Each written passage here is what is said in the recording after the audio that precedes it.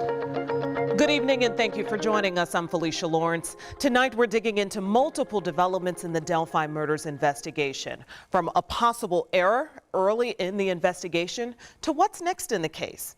But let's start tonight with the effort from Richard Allen's lawyers to tear apart every argument made by prosecutors linking Allen to the murders of Abby Williams and Libby German. We spent the last few hours combing through the points they made to try and prove Allen's innocence.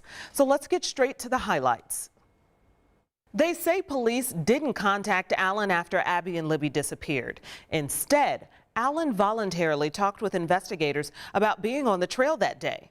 Then Allen didn't hear from police again for more than 5 years until about a month ago. They say Allen did not get rid of his car, his guns, or his clothing. He didn't move and just continued to live his normal life. They attacked the so-called unspent bullet, evidence outlined in court documents released this week. They criticized ballistics and its use in court cases, calling it anything but a science. And they point out prosecutors have mentioned there may be another person involved in this case, but there's no mention of other suspects in the court documents. Now, before the probable cause affidavit was released, the Carroll County prosecutor released a statement reassuring the public he has a very solid case. It went on to say, "We strongly believe the evidence shows Richard Allen was involved in the murder of Libby and Abby." And new at 11, Carroll County Sheriff Tobe Lesenby is responding to those comments from Allen's lawyers. He says he feels the court of law is the proper setting to vet the case and says patience and time are needed for all aspects of the case to be brought to light. Emily Longnecker actually took this case to a defense attorney not connected to the investigation. Emily, what's her take on how this would stand up in court? Well, Felicia, the defense attorney we talked to has been involved in her fair share of murder cases, and she says if the evidence in this probable cause is all the prosecution has against Richard Allen, they're in for an uphill battle. For almost 6 years now, like so many others across Indiana, the country, and even the world, Katie Jackson Lindsay has followed the investigation into the murders of Abby Williams and Libby German. I have, from the first day. And like everyone else, the longtime defense attorney and former Marion County prosecutor wondered when an arrest of a suspect would finally come. When it finally did in late October, Jackson Lindsay was anxious to read the charging documents, outlining why investigators believed Richard Allen was their guy. When the release of those documents finally came this week, what Jackson Lindsay read in them, though, wasn't what she expected in a case that has garnered so much interest and attention. You just expected when the time came, and today was the day, that there would be solid critical evidence, especially considering how much restraint they used in releasing information to the public, and that's just not what we have. Jackson Lindsay calls the evidence against Allen listed in the affidavit of probable cause circumstantial at best. In any criminal case, there's direct evidence of the crime and there's circumstantial evidence of the crime. And from my perspective, I don't think there's a lot of direct evidence tying Richard Allen to this crime. When it comes to the unspent bullet casing, investigators say they found between the girls' bodies that they linked to one of Allen's guns.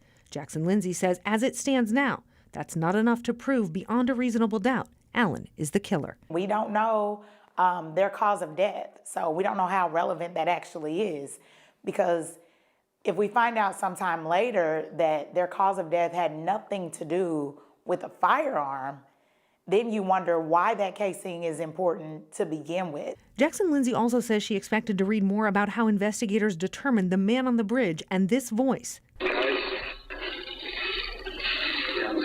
were definitively Richard Allen. What I actually expected was someone who could conclusively say that he was the man on the bridge, or some sort of voice analysis that could conclusively tie Allen's voice to the voice that we've heard on the audio recording. Investigators say at least 4 women on the trail that day described seeing only one man who looked like the man on the bridge around the same time Allen told investigators he was there too.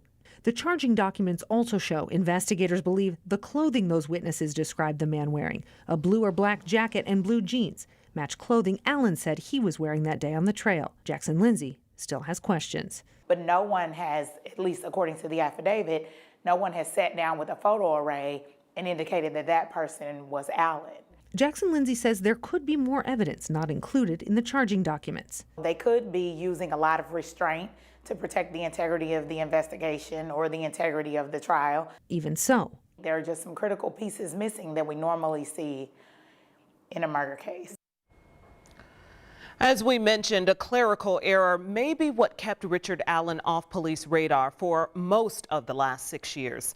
A source confirms to 13 News the error was from an FBI civilian employee, but it's something the FBI disputes. They tell us the implication that a clerical error by an FBI employee led to years of delay in identifying Allen is misleading, and that their review shows FBI employees correctly followed procedure.